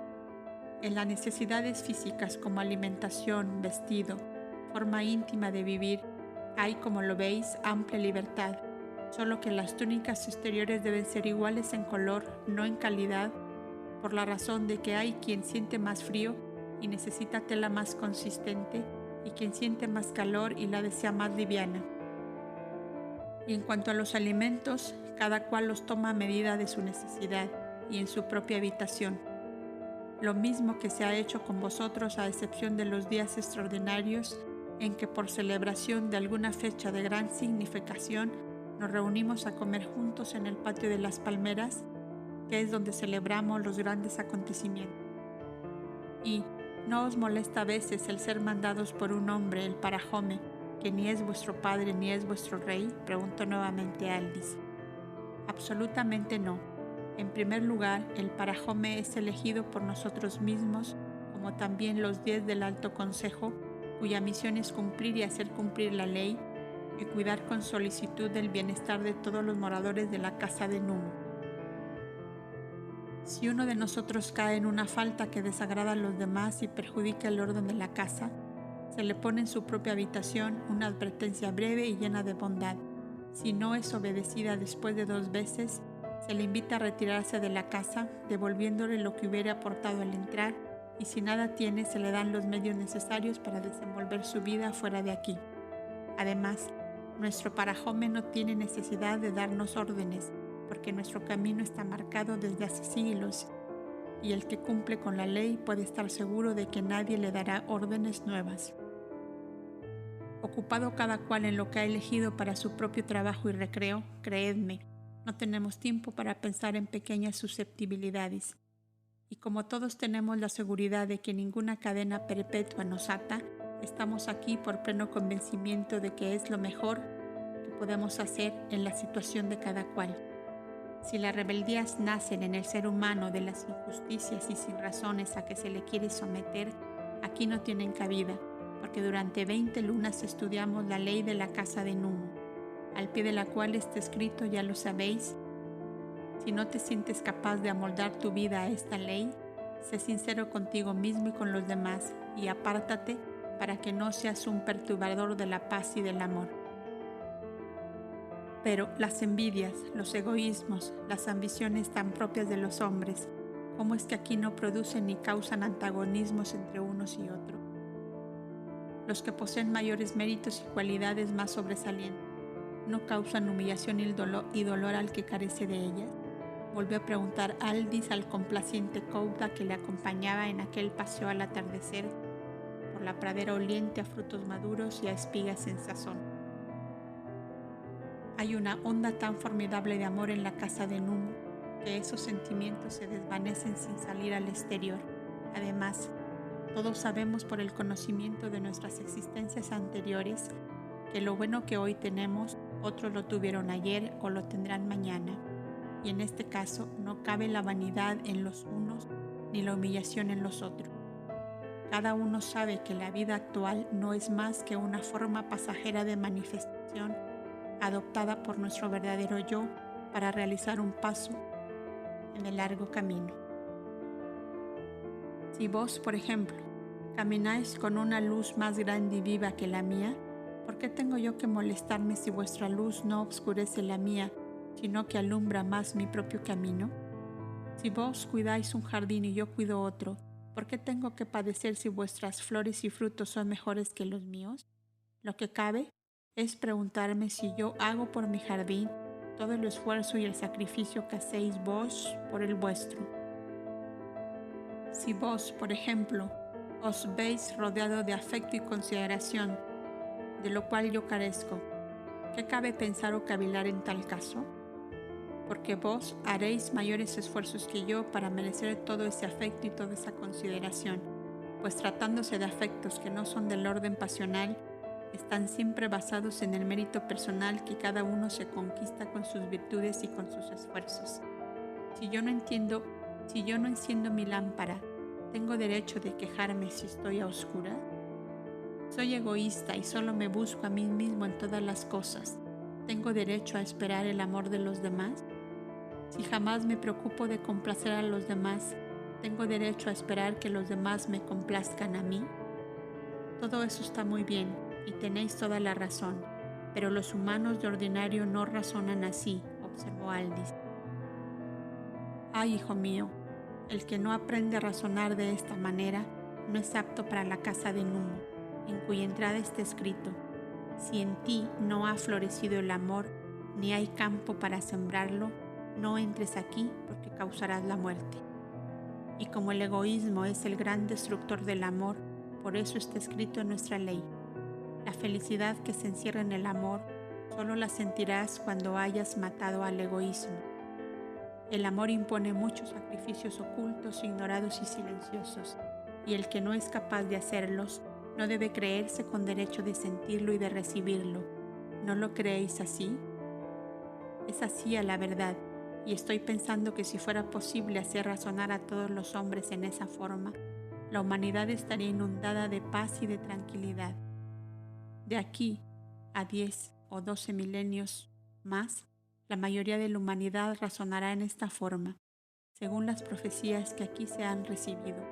Por ahora somos el 1 por 1000 o acaso menos todavía, los que hemos llegado a comprender que el amor es lo más grande que existe en todos los mundos y que todo bien nos viene por el amor y todo mal nos viene por la falta de amor. Se acerca la hora de que toméis vuestro alimento y nuestro hermano Saín ya habrá pensado en vos seguramente. Ambos volvieron por el mismo camino que habían recorrido hasta llegar al santuario, y el anciano Tubal acompañó a Aldis hasta la terraza de su habitación. Salió a recibirles un joven Kouda de dulce y agradable aspecto que tomó a Aldis por la mano mientras le decía: soy vuestro vecino de habitación, si no os desagrada mi compañía. Aldis exhaló un hondo suspiro, pensando en aquel a quien el joven Kouda venía a sustituir, y le contestó: os agradezco de corazón que me hayáis evitado el dolor de ver esa habitación vacía. Si hacéis florecer entre vosotros el amor, todos los vacíos se llenan, dijo Tubal retirándose.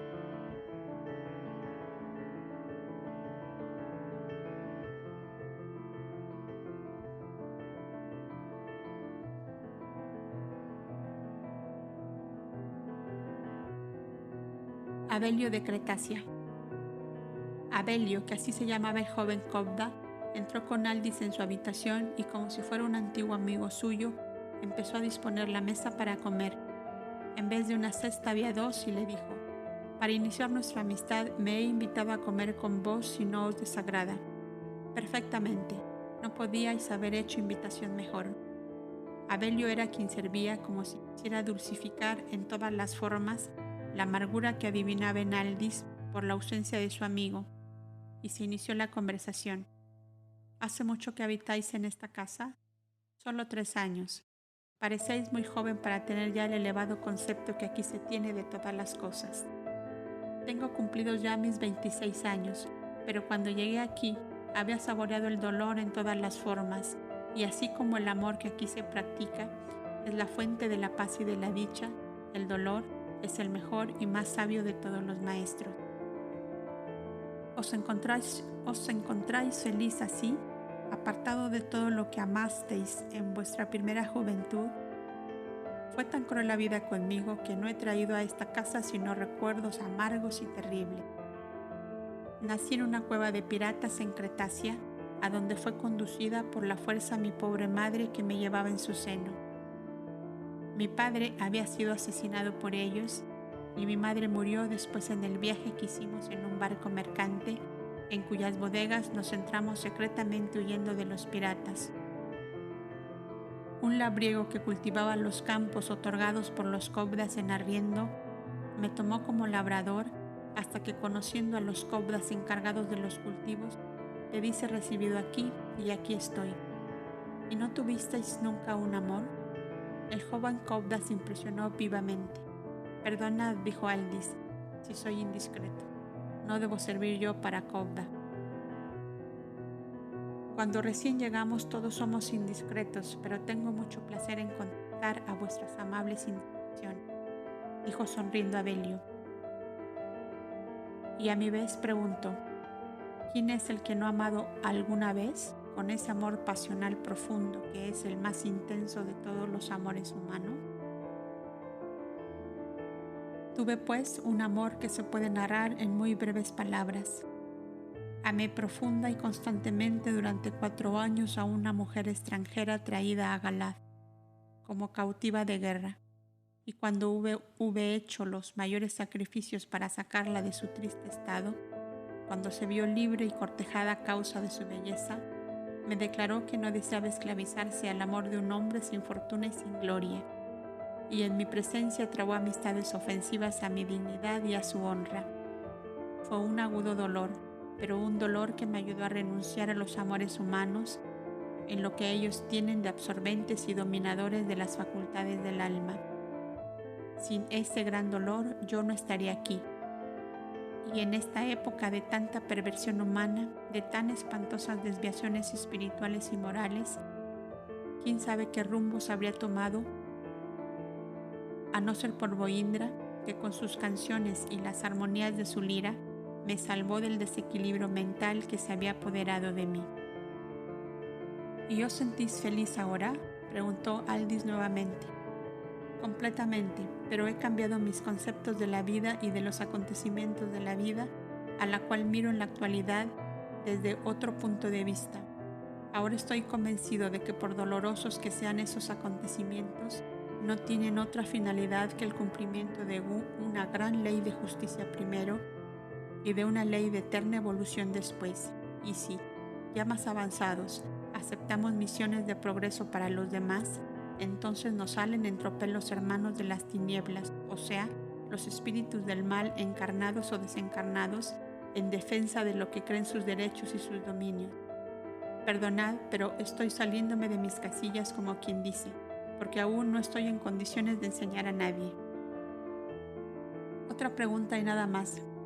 ¿Qué haríais vos en mi lugar si os ocurriese lo que a mí, tal y como es mi situación, la conocéis?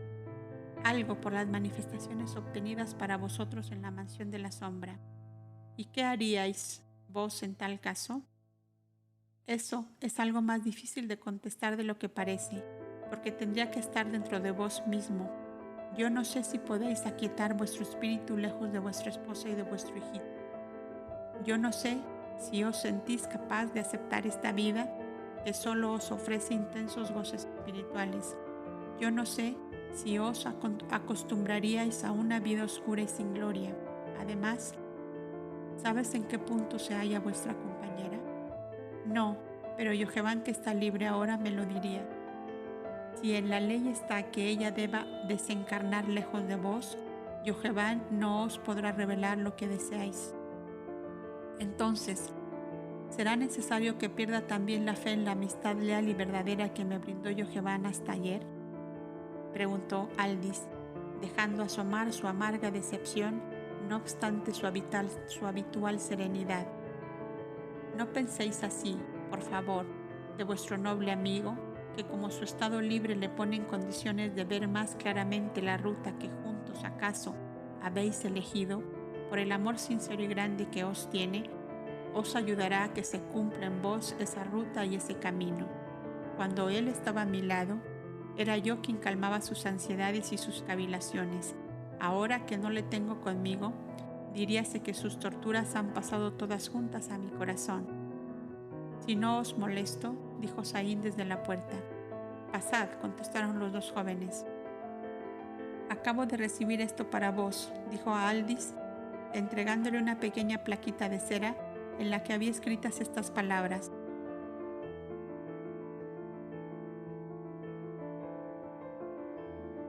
Cálmate, que Milcha y Adamu vendrán a visitarte esta noche.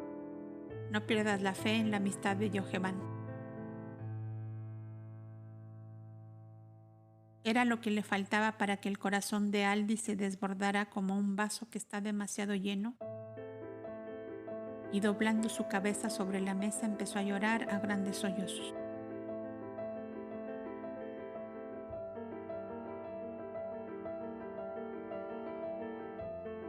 Saín hizo una señal a Belio, el cual salió volviendo un momento después con el parajome y dos monjes ancianos.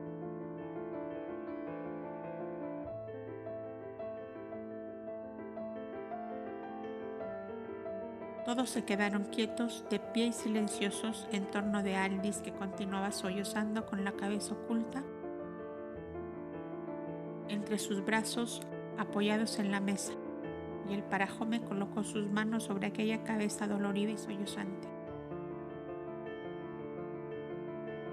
Una suave irradiación de paz, de amor y de consuelo se extendió en torno suyo, penetrándolo, absorbiendo su espíritu y su materia en una especie de dulce somnolencia, y Aldis se quedó profundamente dormido. Los Cobdas se alejaron, menos Saín, que quedó a su lado para velarle.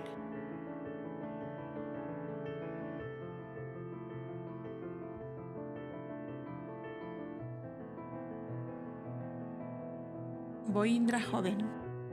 Todo cuanto hay de grande y bello en el espíritu humano, actividades mentales y emotivas, invisibles creaciones del pensamiento plasmado por la alegría, todo fue puesto en juego en torno a Boindra, aún inconsciente allá en la penumbra violeta del jardín de invierno. Habían pasado 2 días y medio, y los Cobdas en observación notaban que la respiración y los latidos del corazón eran cada vez más tranquilos y normales. Le habían hecho beber agua de la fuente y jugo de uvas exprimidas en pequeñas dosis. Gaudes y Yoheván, como mensajeros del amor eterno, en esos días de expectativa a la espera del despertar de una vida nueva, se hacían visibles junto al dormido hasta conseguir la conjunción y el equilibrio perfecto entre el cuerpo mental y el cerebro. Cuando la observación hizo comprender a los expertos Cobdas que se acercaba el momento de despertarse nuevamente a la vida física, le quitaron los vestidos de Yoheván y los sustituyeron por los ropajes de Boindra. Le dejaron la lira al alcance de sus manos, hicieron más claridad en la penumbra y esperaron sentados a distancia. Después de 1 hora de profunda quietud y silencio, aquellos hermosos ojos castaños se abrieron, como el que despierta de un largo sueño. Ordenó sus cabellos de bucles bronceados y se incorporó. Lo primero que vio fue la lira, y abrazándola como a una amada compañera de muchos años, murmuró en voz baja. Contigo me dormí y contigo me he despertado, lira mía. Canta la bohindra nuevamente, encadenado a la vida terrestre por otro medio siglo más. Y otra vez la lira de bohindra, como un suspiro de la noche, parecía gemir entre las ondulantes hojas de los lotos que acariciaban su bronceada cabellera, y cantó de nuevo aquellos versos, pero con una voz de timbre suave y dulcísimo de bohindra de 25 años. Dos de los cobdas presentes, muy ancianos ya, que le habían conocido cuando él llegó al santuario, tuvieron en ese instante la exacta visión del día que vistió la túnica azulada y cantó acompañado de la lira una hermosa balada al amor. Cuando terminó la canción, se le acercaron los que estaban presentes y, habiendo resonado los toques de llamada, se fue llenando el recinto con los cobdas que acudían a recibir de nuevo a bohindra joven, vigoroso y bello.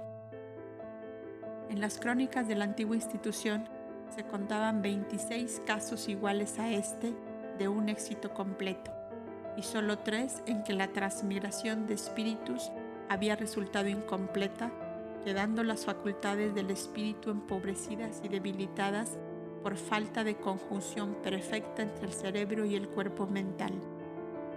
Era, pues, un grande acontecimiento para aquellos infatigables obreros en los campos del pensamiento y de la voluntad. Es él, el mismo que llegó hace 25 años, solo que ahora no tiene aquella sombra de dolor intenso y desesperado que le cubría la frente. Exclamaba un cobda viejecito que trabajosamente se abría paso entre todos para llegar a bohindra, al cual abrazó con una ternura verdaderamente paternal. Saín, que fue su vecino de habitación, pues habían llegado casi juntos, estaba encantado de verle con el exacto parecido de 25 años atrás, y acercándose le dijo: nuestro Aldis duerme bajo la acción de los fluidos emitidos sobre él para calmarle, porque estaba desesperado. Cuando quedéis libre, si os parece, venid a su habitación y se consolará tanto viéndoos nuevamente. Bohindra se lo prometió y Saín volvió a su sitio al lado de Aldis. Bohindra, pues, estaba de audiencia. Todos querían hablarle y probar así que lo reconocía. Era aquello una verdadera inundación de amor en torno suyo. Los cobdas ancianos que le habían calmado sus tempestades de joven enloquecido por el dolor sentían renovada su amorosa paternidad espiritual hacia Bohindra, de nuevo joven y bello como hacía 25 años. Los cobdas jóvenes que le habían conocido, hombre de edad madura y casi anciano ya, sentían la dulce ternura de hermanos mayores hacia el joven cobda, poeta y músico, que se levantaba de nuevo entre ellos como un ruiseñor recién salido del nido para atender al viento la divina explosión de su armonía. De pronto empezó el silencio a extender sus oleajes suaves de calma y de serenidad, y una onda de amor más intenso aún invadió todos los espíritus. Por encima de la inmensa multitud de cobdas se empezaron a formar como espirales de luz mortecina al principio y más intensa después. Millares de seres intangibles, flotantes y vívidos parecían desfilar, acercarse y confundirse a los que, revestidos de materia, se entregaban a las dulces expansiones del amor fraternal. Casi todas aquellas sombras luminosas aparecían con las azuladas túnicas de los cobdas, y algunos de ellos eran reconocidos por los presentes en la vida física, pues no hacía muchos años que habían desaparecido del plano terrestre. Los 2 cobdas últimamente libertados de la materia aparecieron después, mas no vestidos con las túnicas azuladas, sino con la majestuosa indumentaria de los antiguos reyes de Orozuma, padres de Anfión, el príncipe santo. La escena se tornó de solemne en tiernísima cuando Sadia, la dulce mujer amada por Bohindra, flotó junto a él en forma tal que de su figura plásmica brotó clara y distinta su voz para decirle: Bohindra, amado mío, como una flor en el otoño se desvanecieron todos tus sacrificios y dolores pasados, para solo quedar en torno tuyo la divina eflorescencia del amor que has derramado. Y tras ella, Yoheván, que abrazando su propio cuerpo animado por su padre, se encontró por primera vez desde hacía muchos años entre el abrazo de los dos seres que le habían dado su última vida física. Imposible sería describir la intensa emoción de aquellos momentos para los que presenciaban esta escena extraterrestre entre almas que se aman y se siguen en eterna unión a través de siglos y siglos. Sadia, la dulce y rubia Valquiria, madre de Antulio, aparecía igualmente con sus rizos de bronce, a los que Boindra tanto había cantado en su lira mágica de pastor en los lejanos días de aquella otra juventud. Tienen música tus rizos, cuando los agita el viento. Tus cabellos tienen luz y áureo reflejo, cual si fueran guedejas de bronce viejo. La niebla luminosa fue desapareciendo juntamente con las formas tangibles que de ella misma parecían haberse formado, y aún continuaba el silencio inundando el recinto de esa armonía interior, sin voz y sin sonido, que tanto conocen las almas habituadas a la concentración del pensamiento. Cuando los Kovdas se retiraron del recinto, Boindra se dirigió a la habitación de Aldis acompañado del Parajome y de Tubal, porque su cuerpo algo debilitado no podía andar todavía con soltura y agilidad.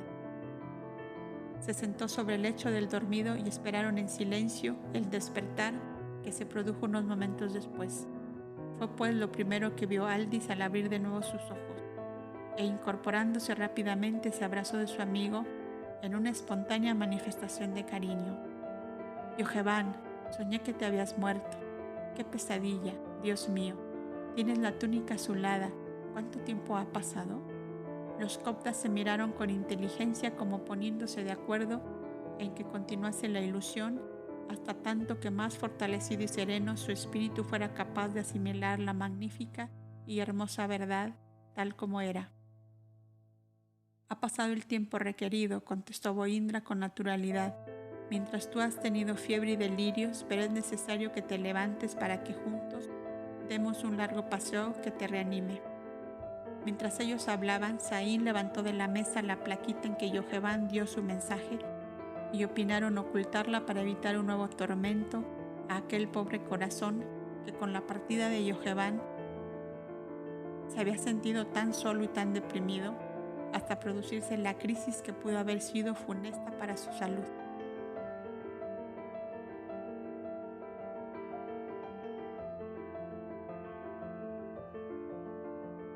El ágape.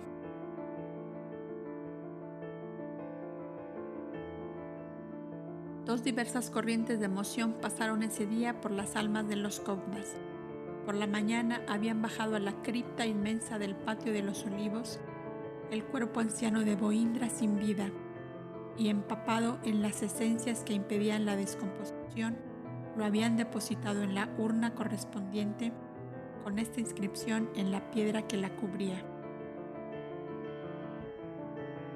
Aquí yace la envoltura carnal de Boindra, que la animó durante 59 años y que fue dejada hace 3 días de la fecha, para continuar otra vida terrestre en el cuerpo físico de su hijo Yoheván, libertado el mismo día. Y por la tarde la resurrección de Boindra en el cuerpo de su propio hijo, dando lugar a las intensas manifestaciones de amor fraterno que conocemos. Llegó la noche y el patio de las palmeras, iluminado con los azulados reflejos de antorchas y globos luminosos, presentaba el aspecto de los grandes acontecimientos. Delante de los bancos de piedra estaban las mesas dispuestas en amplio círculo y ocupaban la atención de los Kovdas jóvenes y de los postulantes que esperaban las 20 lunas de prueba. Grandes esteras de fibra vegetal tendidas al pie de los bancos y hermosas canastas llenas de flores y de frutas era la ornamentación de aquel comedor al aire libre. La alimentación de los Kovdas aún en los días de grande solemnidad eran más o menos la misma.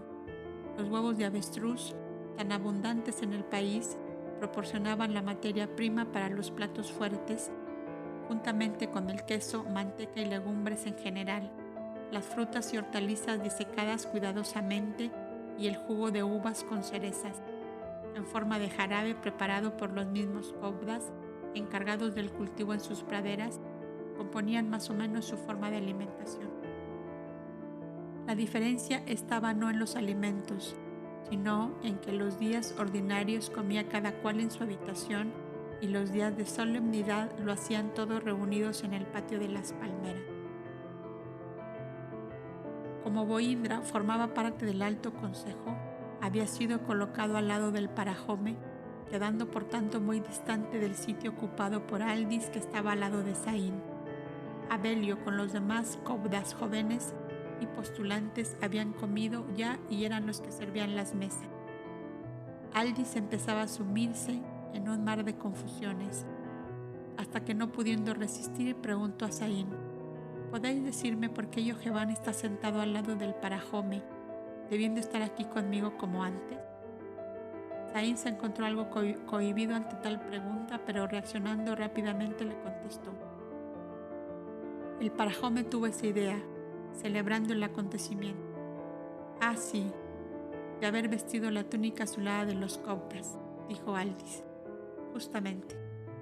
El Parajome y Boindra, en su fina sensibilidad, sintieron la inquietud de Aldis y ambos a la vez le hicieron señal de acercarse, y el Parajome le dijo: como es la primera vez que os separáis de vuestro amigo, no quiero que esta comida de alegría esté amargada para vos con ese pensamiento.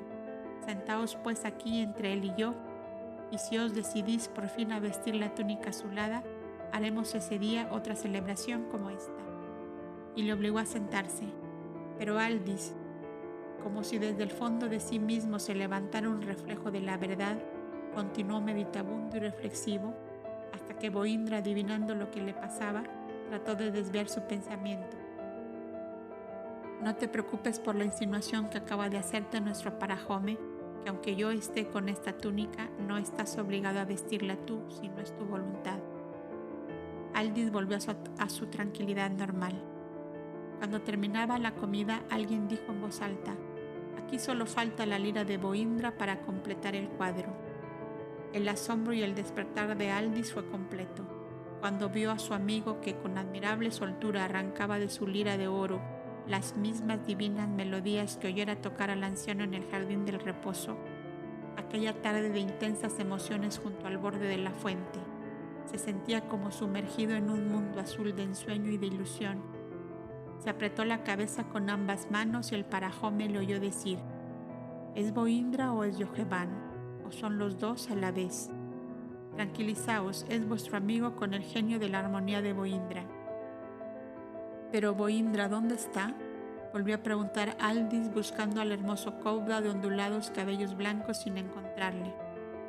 Dejó su materia hace 3 días, y cuando gustéis bajaremos a la cripta, donde podréis ver la losa grabada que cubre el cuerpo sin vida. Esto es maravilloso. ¿Y cómo habéis hecho para retener ese genio de la armonía y encerrarlo en Yoheván?, preguntó Aldis, mientras la lira seguía exhalando al viento de la noche la divina cascada de sonidos que parecían enredarse en las hojas lacias de las palmeras y entre las flores del loto que adornaban las mesas. ¿No habéis oído decir que el amor es el mago vencedor de la muerte? Era necesaria la continuación de ese soplo del amor eterno y de la eterna armonía entre nosotros, y el Altísimo nos ha permitido realizarla. ¿Comprendéis ahora por qué vino Yoheván a la casa de Num? Estoy viviendo en un país de encanto, exclamó maravillado Aldis. No, hijo mío, estás viviendo de una hermosa realidad, la energía eterna del espíritu que cultiva sus poderosas facultades y domina con ella las grandes fuerzas existentes en el universo.